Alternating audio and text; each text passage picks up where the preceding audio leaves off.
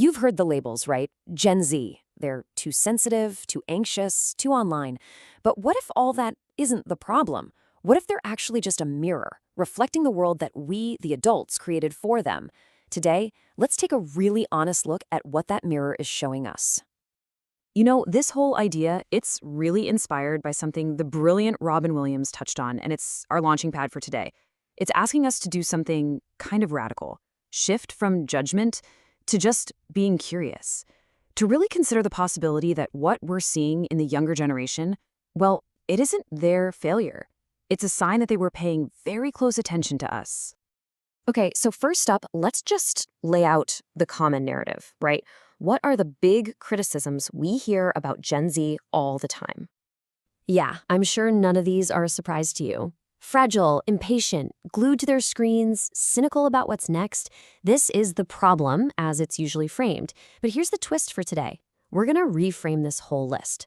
We're not looking at it as a diagnosis of them, but as some pretty powerful feedback for us.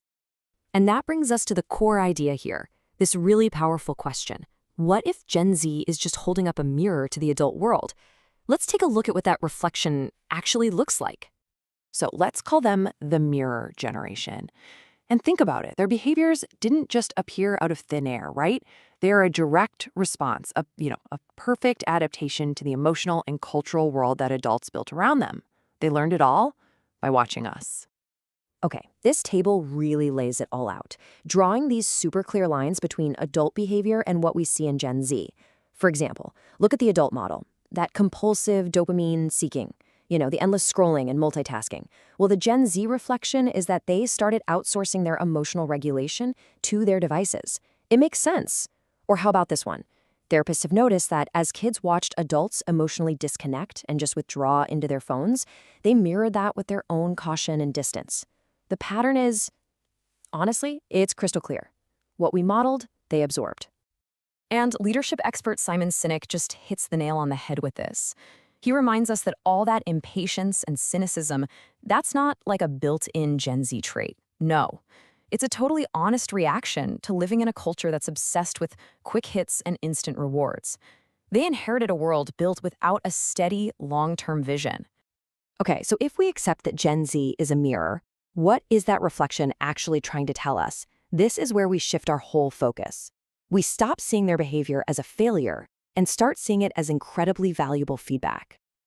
And this is such a critical distinction to make. This isn't rebellion. It's not them just acting out. It's a signal. Think of it like the check engine light on your car's dashboard. Their collective anxiety, their frustrations, that's all just data. It's a pulse check on the health of the society that we, the adults, have built. So what's that pulse check telling us? Well, it's pointing to some pretty serious cracks in the foundation. It's signaling a huge crisis of hypocrisy where kids see adults saying one thing and doing another. It's highlighting this environment of just constant uncertainty. And maybe most importantly, it's showing us that the very systems we're all supposed to rely on, education, media, you name it, they just don't inspire trust anymore. The risk analyst Nassim Nicholas Taleb puts it perfectly. He says, it's not failure, it's diagnosis. Gen Z's behavior isn't their failure. It's a diagnosis of the fragility in our systems. They're basically the stress test that's finally revealing all the weaknesses we adults have been ignoring for way too long. And this right here is the pivot point for this entire conversation. Because if their behavior is a diagnosis of our world, then trying to fix the kids is just treating the symptom, not the disease. The real question, the one we have to ask, is what must adults change first? All right, this brings us to the really crucial part. The focus is now shifting completely away from Gen Z and turning right back onto us. It's about adult responsibility. And you know what? Adult opportunity. There's this deep psychological truth that says kids don't really listen to what you say, they absorb who you are. And that means the most powerful thing we can do for the next generation isn't to lecture them. It's to become a living, breathing example of emotional maturity. Because healing, as it turns out, is contagious. So what does that inner work actually look like in the real world? Here are 4 concrete steps we can all take. Number 1, regulate your own anxiety. Stability is taught by example, not by lectures. A calm adult nervous system is the blueprint. Number 2, repair your relationships. Model how to work through conflict, how to really listen, how to express emotions in a healthy way. 3, practice authenticity. Stop pretending you're perfect. Model the courage it takes to be vulnerable and say, hey, I made a mistake. And finally, number 4, model long-term thinking. Show them what patience and delayed gratification look like, instead of always chasing that next quick hit. Believe me, these actions speak way louder than words.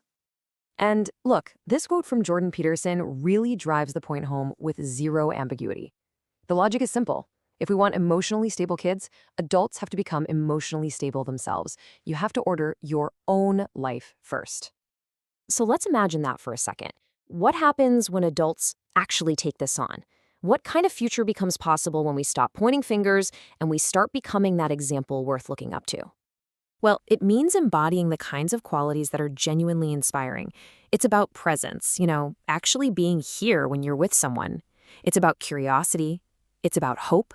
It's about emotional intelligence and just wholeness. These are the things, the real human qualities, that make a young person actually want to follow your lead. Because at the end of the day, hope isn't just a feeling. It's a leadership skill. When adults can look at all the challenges in the world and still model a genuine, authentic belief that we can get through it, oh man, that energy is infectious. That is when the entire world changes. And look, ultimately, this isn't about being perfect. It's not about becoming some kind of superhero. It's just about being a human who tries, a human who's willing to be present, willing to admit mistakes, willing to do the work to heal. That's it. That's the example they're waiting for. So no, Gen Z isn't the problem to be solved. They're not our downfall. They are our mirror. They are our feedback. And maybe most importantly, they are our invitation. An invitation for all of us to grow, to heal, and to finally become the adults that they've been waiting for all along.